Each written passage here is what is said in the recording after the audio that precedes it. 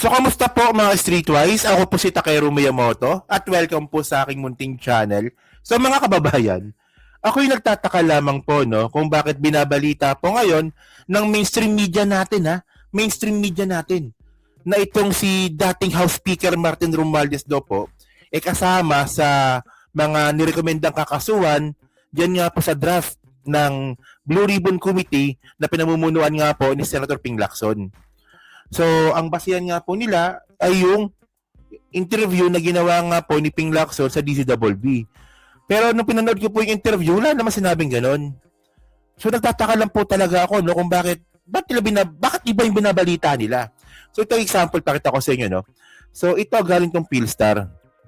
So, sabi dito, Romualdez kasama sa inirekomendang kasuhan sa draft report. Diba? Alam naman po natin no, na meron pong kumalat po na draft report nung nakaraang linggo.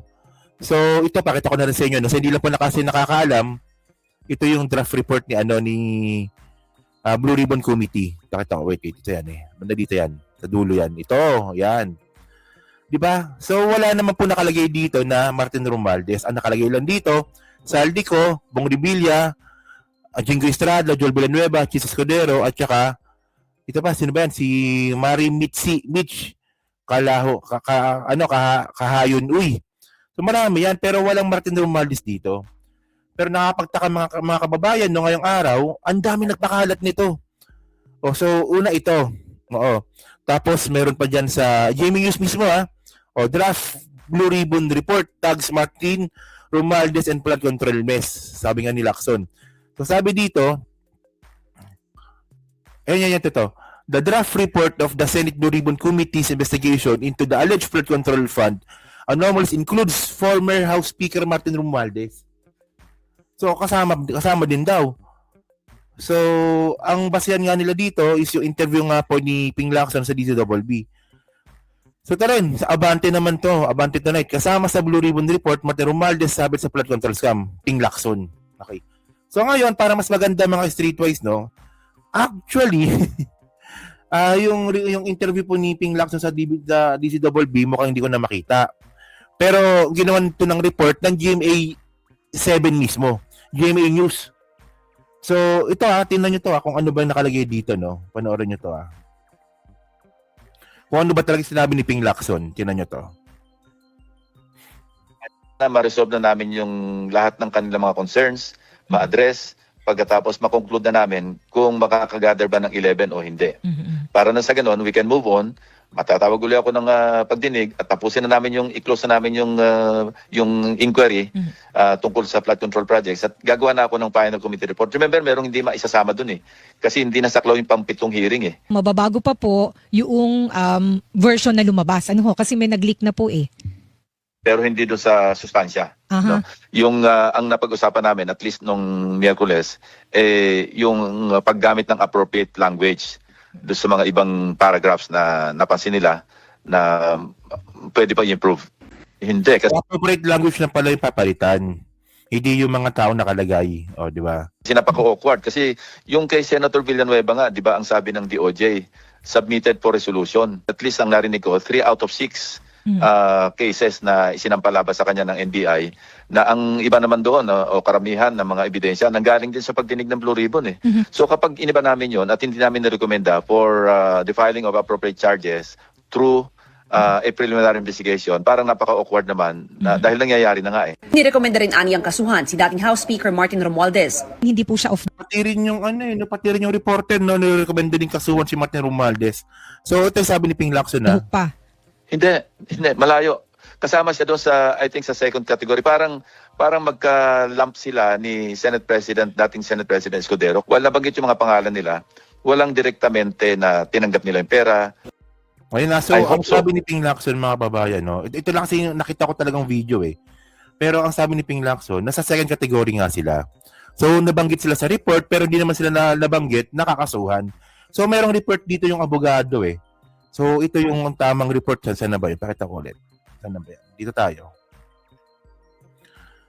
So, ito yung report ng abogado. Saan na ba yan? Ito. Sabi niya dito, Lacson, sabi ni Ping Lacson Romualdez not cleared. Okay, fair. Okay, sige. recommended for further probe in flood control scandal. O, di ba? So mga kababayan, magkaiba po kasi yung kakasuhan sa further probe in flood control scandal. Magkaiba yun. O, tinan ninyo, yung mga bobong mga DDS na content ka agad. Doy, kasama si Tom Maluslos. Hindi naman nila hinanap yung mismong video ni Ping Lacson. Di ba? So ito so basahin natin tong report ng ng abogado.ph. No, sabi dito, Senator Pampilo Lacson said later Representative Martin Romualdez was among those recommended for further investigation.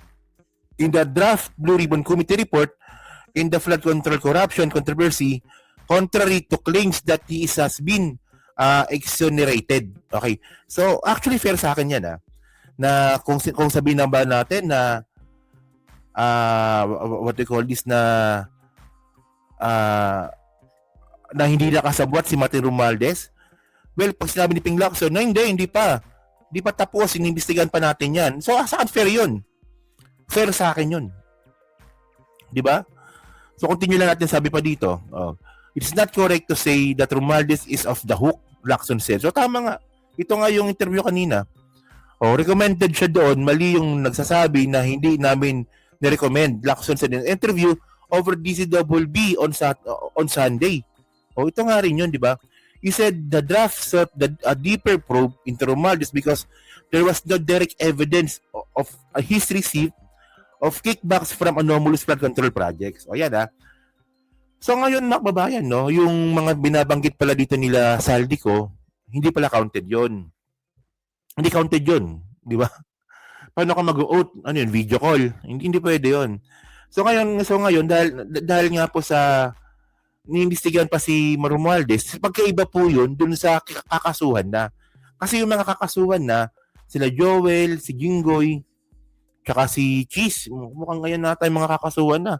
Pero si Cheese mukhang mukhang umiiral na naman po yung yung impluwensya.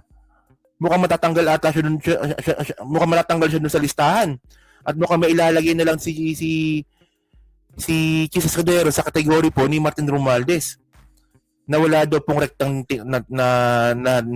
natanggap. Di ba? Parang may So ngayon, ang point natin dito, mga kababayan, so bakit ganyan po ang reporting ngayon ng mainstream media natin kay Martin Romualdez na kakasuhan na raw kaagad, recommended na kakasuhan, pero hindi naman yan sinabi ni Ping Lacson. So ano ba, meron bang smear campaign laban po kay Martin Romualdez? Yun ba yun? May smear campaign ba at nagagamit ng mga media outlets natin? Sabi ko nga sa inyo, mga streetways, no, okay yan, imbestigahan si Martin. Halongkatin nyo, pati puwet niyan, okay sa akin yan. Di ba? Para may makitang ebidensya. Pero hanggat walang ebidensya, mga kababayan, hindi po ako maniniwalang kasabot si Martin. Hindi po katulad ni Cheese.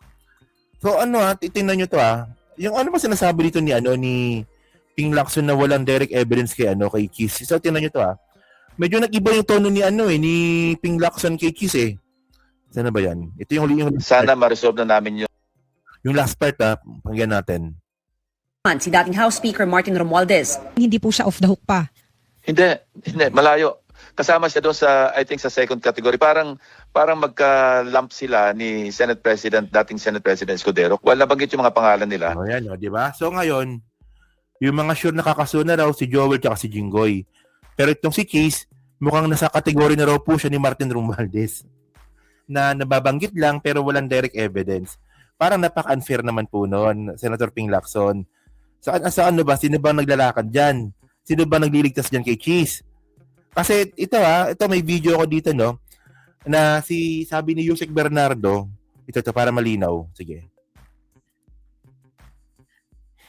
The confirmation hearing of Secretary Bunoan sometime in August 2022, I was summoned by Senator Cheese to his room. When I got there, he told me, hindi na ako bababa sa CA. Marami pa akong kulang na streetlight sa Sorsogon. Ano ba magagawa nyo para sa akin? I replied, kakausapin ko po si Sec Bunoan kung paano ang gagawin. I relate to Secretary Bunoan what Senator Cheese told me. Subsequently, I received from the brother-in-law of Senator Cheese Escudero a list of projects which... yung brother-in-law po ni Cheese Escudero, contractor po yun. yung asawa ng congressman na babae na kapatid ni Cheese. O, contractor po yun, mga kababayan. Kaya nagte-text nga siya dito kay Yusek Bernardo. Oo. which included the aforesaid streetlights project. He asked me to confirm if that streetlights project was the one for Senator Cheese, which I did. Referral in O, diba? So, sample pa lang yan mga kababayan. No? Actually, marami pa yan eh. Yun nga lang, ang medyo matalino si Cheese talaga, no? Yung pagtanggap ng pera ni Cheese is pinapadaan niya pa kay Maynard New. So, yun nga lang, no? Pero sa streetlight, mukhang sabit siya dito kasi may rektang siyang pakikipag-usap kay Yusek Bernardo. Ano? Diba? Kung si Martin Romualdez naman mga kababayan, no? Kinlear na po siya ng ICI. So, ito yung ito, sa nakakalimot lang, no? So, ito yung statement ng ICI, no? Sige, tinan nyo to. incorporates all evidence presented by former Speaker Martin Romualdez, his sworn affidavit, complete transcripts, and the full audio-video recording of his voluntary appearance before the Commission last October 14. Importantly, the ICI explicitly states that the referral code is issued without any finding or conclusion of guilt. O, di ba? So, sabi na ICI, wala sila makitang ebidensya kay Martin. O. Ako lang, baka Senate may makita. Actually, ano ba? So, nagpapapressure ba talaga si Ping? Si Senator Ping Lacson, nagpapapressure talaga siya sa mga kapwa niya senador? Kasi malamang, kaya, di ba, tinan ninyo Nung last week lang po, may kumalat nga po na draft, no, napapublic nga yan eh. Na nandun na si Cheese, nandun si Joel, nandun si Bong Revilla, nandun si Jinggoy. Tapos ngayon ito paparating na draft, mukhang wala na si Cheese doon, nasa kabilang kategory na to. Ibig sabihin nun, merong kumontra na senador. So syempre si Ping Lacson wala namang magagawa yan kasi wala siya magagawa eh. Nang gusto ng kapwa niya senador eh. Pare-paras naman sila dyan eh. Diba? Makakapantay yung trabaho nila dyan, supposedly. So, mukhang may naglakad. Actually, may balita pa nga ako eh. May balita lang ako Ito Si Amy daw. Ito balita lang naman. Hindi ko naman kino-confirm. Si Amy Marcos daw mga kababayan, nilipat daw po sa majority.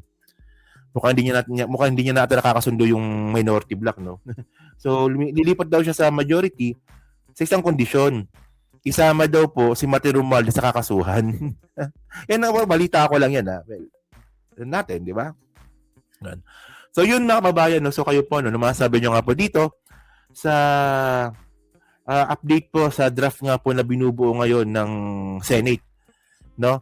Na ngayon si Cheese is parang tinanggal na ata, parang ay lumalabas sa statement ni Senator Ping Lacson, no? Na mukhang nilabas na siya ata, no? Mukhang sinama na siya doon sa category ni Martin Romualdez, no? Ano ko ba? So, yun. So, pa-comment lang po sa baba at binabasa ko pong lahat yan. At syempre, dyan po sa Team Replay. So, pa-like, pa-subscribe. Di makalabisan, pa-share na po ng content natin ngayon. So, thank you mga ka-Streetwise. Kita na ulit tayo sa susunod nating content. So, thank you. Salamat and bye-bye.